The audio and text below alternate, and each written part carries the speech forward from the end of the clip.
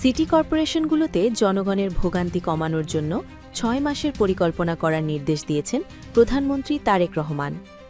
২৪ ফেব্রুয়ারি মঙ্গলবার দুপুরে প্রধানমন্ত্রীর সঙ্গে নতুন নিযুক্ত ৬ সিটি কর্পোরেশনের প্রশাসক দেখা করতে গেলে তিনি এই নির্দেশনা দিয়েছেন।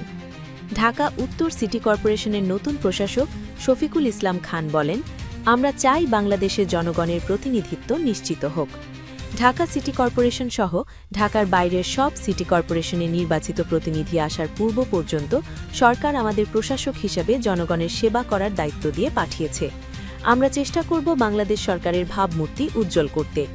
প্রধানমন্ত্রী নগরবাসীর কাছে যেসব প্রতিশ্রুতি দিয়েছেন তা বাস্তবায়নে আমরা নিরলসভাবে কাজ করে যাব।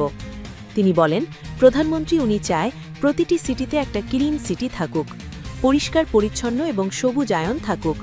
আগামীতে ডেঙ্গু আছে, সেই ডেঙ্গুর পরিকল্পনা নিয়ে উনি আমাদেরকে পরামর্শ দিয়েছে। তিনি আরও বলেন, আমরা এখনো অফিসে যোগদান করতে পারিনি, আমরা আগামীকাল থেকে অফিসে যাব। আমাদের কর্মকর্তারা আছেন, তাদের সঙ্গে মিটিং করে আমরা একটা প্ল্যান বানিয়ে